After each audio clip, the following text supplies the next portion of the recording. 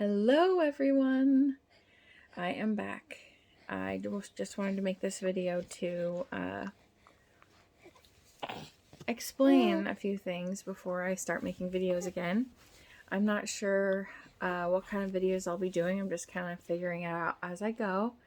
I would love to critique baby stuff. We're doing a lot of new baby things, buying random new baby items, both like fancy and regular, and some stuff is just not worth buying. So I would love to make reviews on those. Also just talk about new mom life, balancing pets and babies, rewiring yourself, self-care, all that. This is Joliet. She is 4 months old. She's my rainbow baby, and I wanted to talk about that. Last video I made, I think, I was pregnant and I was living in Cuba. I am not in Cuba anymore. We are not in Cuba anymore. I'll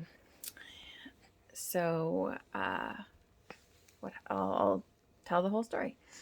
I was pregnant in Cuba. Everything was great. I had to fly to Florida for my anatomy scan because there's no one in Cuba that can do it. So we had an anatomy scan in Florida, and they said the baby's fine, but your cervix is opening up prematurely. So when your cervix opens up prematurely, you get a cerclage. It's when you have a procedure done where they numb you from the waist down with a spinal tap, and then you have your cervix sewn shut. It was pretty traumatic, but we got it done, and then they told me I couldn't return to Cuba. I have a nursery, a home, pets, my husband, my job, all in Cuba.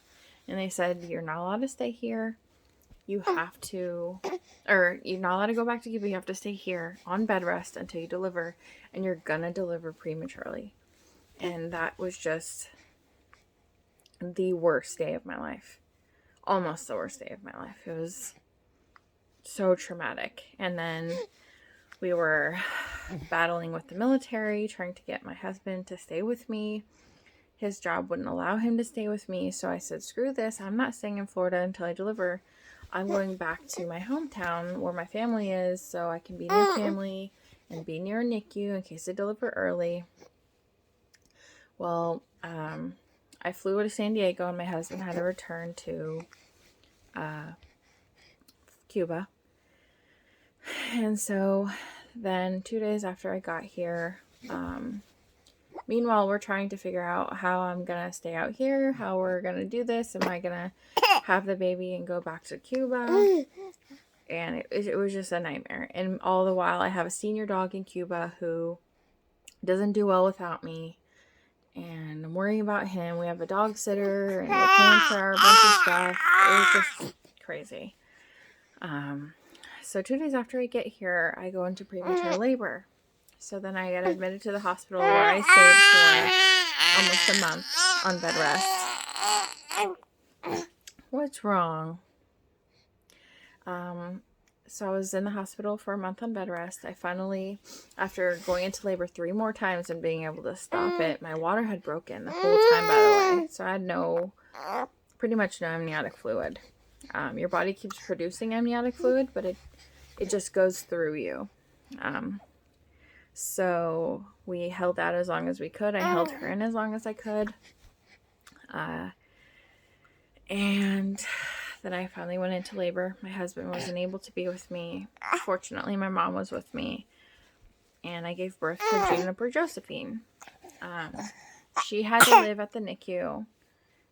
So I got used to NICU life. I was pumping every day, going to see her. She wasn't able to take my breast milk at that point because she was really weak. So she had just basic needs met as far as nutrition because she couldn't take my breast milk yet.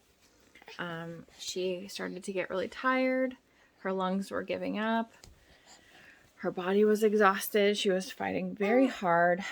We transferred her to Rades. She lived another week and a half 2 weeks over there. She had heart surgery, And then ultimately she passed away at 31 days old at the NICU at Rady's. We're still unsure everything that happened. It's just such a painful wound. We don't want to dig into that. But they said she passed away of an infection. I could dive deeper into that, but I'd rather not. It was not a good experience that we had with Rady's. It was so bad. It was so bad, and losing our daughter, and I luckily had my family with me, but my husband wasn't able to be there either, so it was just so traumatic. So I didn't realize at the time, but trauma kind of hits you later after you go through the thing or things. And after our daughter passed away, I couldn't just start grieving and then had to figure out how to continue to get my family back together. My husband's in Cuba. My whole life was in Cuba, all my stuff. And it's crazy how much you don't realize that your stuff makes you feel like that's who you are. Like you're defined by your things. Not having your things, having everything stripped from you, you really get to know yourself on a deeper level. And I was fighting for my family to get back together. I was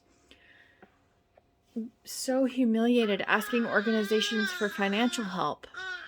The military did not help us. We had to pay out of pocket to fly my husband back and forth from Cuba to San Diego 4 or 5 times, and then they kind of washed their hands of me, and I had to pay out of pocket, or we had to pay out of pocket to get me back to Cuba to pack up our things to move our whole family back to San Diego when they finally gave us the go-ahead after our daughter passed away. And there's way more to this story. It was just so crazy, and we've been in San Diego ever since. Just kind of trying to get our life back together and figure out how to navigate the world after being parents that lost a child. And after losing Juniper, we had that space in our heart for another baby. We were ready to be parents. So we tried again, and we got pregnant with little Joliet. And COVID hit. And so now we're in San Diego, COVID, everything's at a standstill. So then that kind of threw a wrench into our plans. I have a senior dog. I've been trying to take care of him. It's very hard having a dog in diapers and a baby in diapers. With her in my pregnancy, I had gained weight after I had Juniper. I probably had depression, but I was in denial. I was angry, and I still am to an extent, but not like I was.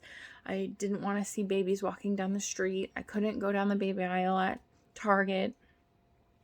Seeing parents mistreat their children in public just made me feel like I didn't have, like I was just a second from losing it on them. Like, you have no idea how lucky you are to have that baby.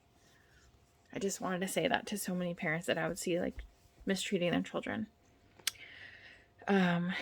Fast forward, I've gone to therapy. I've really tried to stay mentally aware to understand what I'm going through, to get myself through it, and be transparent to my husband.